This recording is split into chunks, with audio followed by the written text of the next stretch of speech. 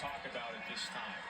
There's work to be done, but Oklahoma, it has not been to the Final Four in 15 years. That's the last time they broke through in 2010. Courtney Paris, of course, was on that 09 team.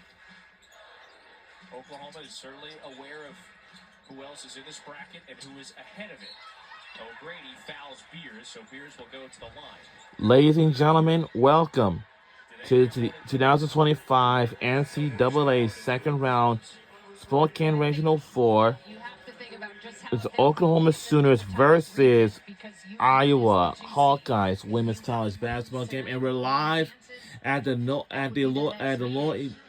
Lloyd Noble Center in Norman, Oklahoma. The most complete offensive team, complete roster, deepest roster in their region. I think they're more well-rounded than USC, who's the 1 seed. UConn has a lot more depth this season. I mean, it's going to be fascinating to see who advances out of this region, but there are certainly some coaches that are going to have their hands full if this Sooners team goes on to advance here.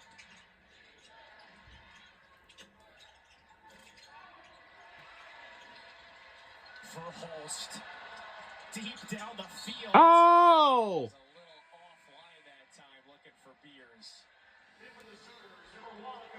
Sahara Williams, Lee Scott coming back in. It's Zaya Van and Peyton Verhulst and Reagan Beers. They're going to get some ovations here. It's been a good showing from this Sooner crowd. And just...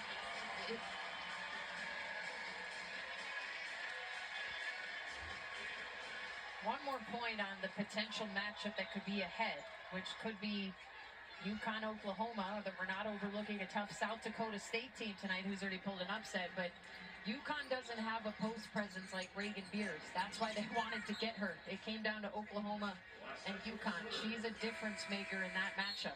Sarah Strong is phenomenal, but she's 6'2", more of a 3-4 player.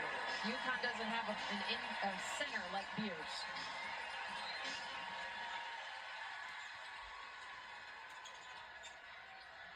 And is that going to be the matchup in our next round? UConn, they'll tip off later tonight, 8 Eastern. And then Southern Cal, of course, the 1 seed, as you mentioned, in this regional at 10 Eastern. So we've still got a lot of action the rest of the day. Remember, Florida State LSU will follow us when we are done here in Norman. Keys can't hit it. It was an odd couple of years for this program, Kim, after so many prominent, excellent seasons. Sherry Coles, of course, former longtime head coach. A couple of seasons where they missed the tournament, Oklahoma did. Cole retires, and in comes Jenny Baranczyk, and she has reinvigorated the program. 4 consecutive 20-win seasons, a couple of Big 12 titles before joining the SEC this year. They finished 4th in the league in that rugged SEC. They have thrived. And now we're going to see some emotional moments, you would think. Landry Allen comes in here on that Iowa side. Here's the embrace, Skylar Van. The ups and downs of this season for the heart and soul of the program. On the Iowa side, you got a player like Addison O'Grady, a senior. Exchanged a hug. Count that basket. Yeah, it's Cynthia Falter. Cynthia Falter's the one who just checked out there, who has really meant everything to this program. A huge piece in their 2 back-to-back national championship. There she is. So you could see just how meaningful and how emotional this moment is for her. She has had a tremendous career. Senior from Chicago. Oh, Jones throws it in. It's Aubrey Jones. A long-time Sooner gets a bucket here in a round of 32. But yeah, Kim, this is where we know this tournament's where the dreams are made. But there could be some heartbreak. And the years have been good for Iowa. in the Caitlin Clark era. Falter, as you mentioned, a big-time piece, but there are several seniors. Olsen, Feuerbach, O'Grady, and presumably their careers would be coming to a close here. Final minutes of this fourth quarter. Here's Olsen going to get the exchange with our head coach.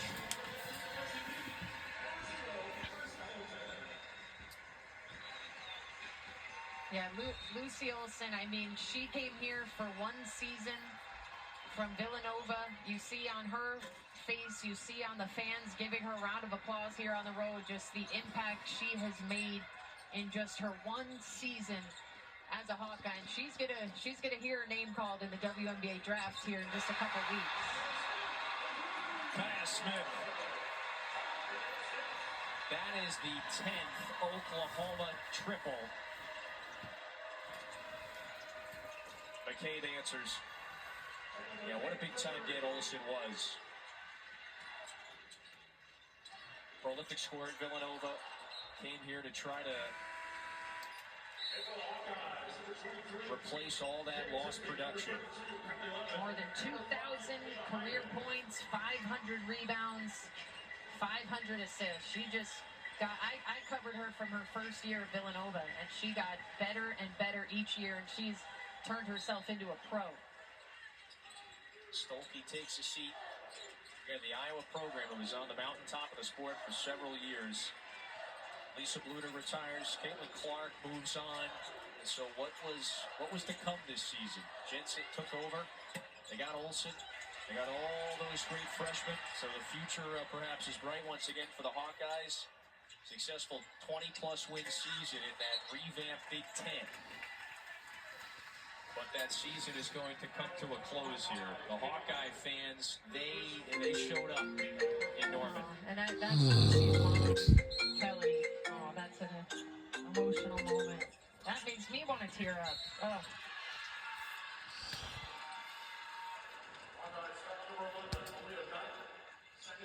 The reality setting in for one of the best players in the Big Ten. It was a strange game for Iowa. They were up very quickly and early, but then fell behind by 9 after the first quarter, double figures at halftime. They got roughed up there in the third quarter. But now you start to look at it from the Oklahoma perspective. An eye-opening performance where they are on the verge here, perhaps triple digits. The fourth highest scoring offense in the country. It's got 93 and counting. 5 different players. We talked about the quality depth. 5 different players in double figures, led by their heart and soul, Skylar Vann, who's leading the way with 17. And as good as their offense has been in this tournament, I think today the defense really stood out. After Iowa jumped out to that quick lead, there was a timeout, and then you could tell that they really tightened up the bootstraps. I got to say that we're out here in Oklahoma, but they held this Iowa team to just 35% shooting and enforced 20 turnovers. That is atypical for this Hawkeyes team that has some really talented guards. And again, they will await the winner of the matchup later tonight. Stremlo knocks that one away. They're going to await the winner of that South Dakota State-UConn game. UConn a heavy favorite. And wouldn't that be quite the interesting matchup, as you pointed out? Reagan Beers choosing Oklahoma over UConn. If the Huskies advance, they would beat in the Sweet 16. Just too much firepower for Oklahoma today. Couple of seconds here. Oh, another triple. That is 11. 96 and a statement for the Sooners in the round of 32. 9 threes in the second half. Just 2 for 17 in the first half.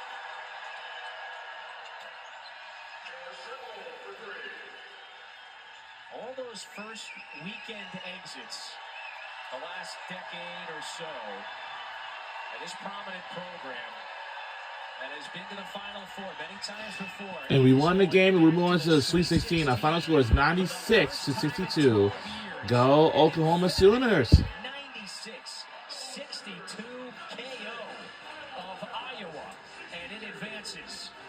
Jenny Baranczyk in her 4th season, the first 3 NCAA tournaments, they had not been able to get past this round, and now they do in a resounding way. I do just want to give a quick show of appreciation and applause to Jan Jensen in her 1st season as head coach at Iowa. Really did a tremendous job with how much pressure there was on this program. So that does it for us in Norman. OU with a statement.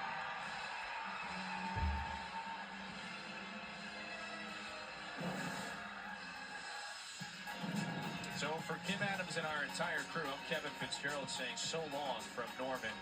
The NCAA Women's Championship is presented by Capital One. What's in your wallet? And in part by Nissan. Power forward. Coming up next, Florida State, LSU, right now. Welcome to the